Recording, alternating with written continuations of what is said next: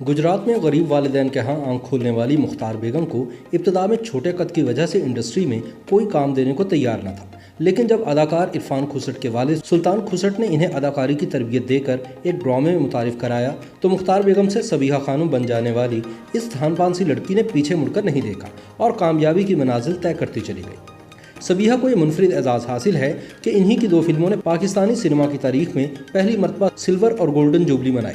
मलिका तरन्नुम madam Noor Jahan के बाद showbiz industry में दूसरा सदारती तमगा बराए हुस्न कारकर्दगी भी सबीहा खानम के हिस्से में ही आया।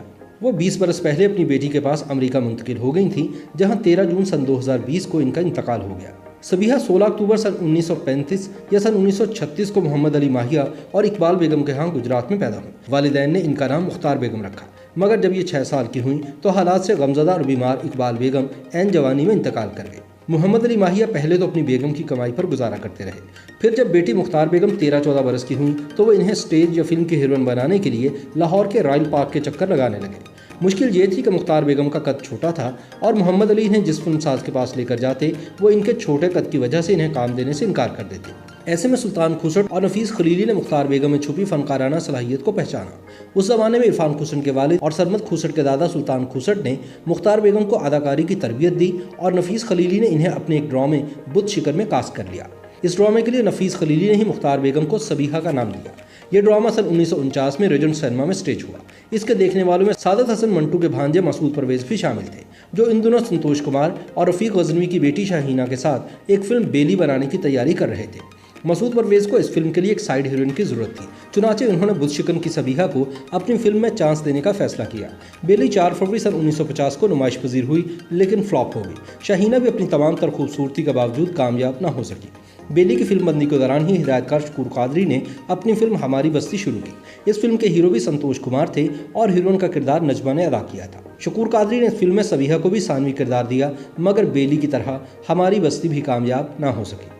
सबीहा की दोनों इब्तदाई फिल्में नाकामी से दोचार हुईं, मगर नाजरीन पर सबीहा की मासूम और खूबसूरत अदाकारी का नक्श छोड़ गई। हमारी बस्ती की नुमाइश के फ़कत 3 हफ्ते बाद अनवर कमाल पाशा की फिल्म 2 आंसू नुमाइश पजीर हुई। इस फिल्म में भी सबीहा ने संतोष कुमार के मुकाबले में मरकजी किरदार निभाया था। ये फिल्म कामयाबी से हमकिनार हुई। ये पाकिस्तान की पहली फिल्म थी जिसने सिल्वर जुबली यानी 25 हफ्तों तक सिनेमा में लगे रहने का एजाज़ हासिल किया। इसके बाद सबीहा की चंद फिल्में नाकाम भी हुई, मगर सबीहा नाकाम नहीं हुई। इनकी अगली कामयाब होने वाली फिल्म गुलाम थी। इस फिल्म के हिदायतकार भी अनवर कमाल पाशा थे और इसमें भी सबीहा के मद्दे मुकाबिल संतोष कुमार ने मरकजी किरदार निभाया था। उसी ज़माने में सबीहा ने संतोष कुमार के अलावा चंद दूसरे फनकारों के मद्दे मुकाबिल भी काम किया। सबीहा खानम की अगले सुपरहिट फिल्मों में गुमनाम और सस्सी शामिल थी, जिनके हीरो लाला सुधीर थे। सस्सी पाकिस्तान की पहली फिल्म थी जिसने गोल्डन जुबली यानी 50 हफ्तों तक सिनेमा में लगे रहने का एजाज़ हासिल किया था। पाकिस्तान की पहली सिल्वर जुबली और पहली गोल्डन जुबली फिल्मों में मरकजी किरदार अदा करने के बाद सबीहा ने पीछे मुड़कर नहीं देखा। सबीहा की अदाकारी का सिलसिला कई दिहाइयों तक जारी रहा। आदाद-ओ-शुमार के मुताबिक सबीहा खानम ने मजमूई तौर पर 202 फिल्मों में काम किया, जिनमें उर्दू फिल्मों की एक बड़ी तादाद शामिल थी। YouTube पर गूगली न्यूज देखने के लिए youtube.com की सर्च बार में गूगली न्यूज टीवी टाइप करें। गूगली न्यूज के पेज पर सुर्ख रंग के सब्सक्रिप्शन वाले बटन पर क्लिक करना ना भूलिए। YouTube पेज पर अपलोड होने वाली वीडियोस से बाखबर रहने के लिए बेल आइकन पर क्लिक कीजिए। आपको हर नई वीडियो के बारे में नोटिफिकेशन मौसूल हो जाएगा।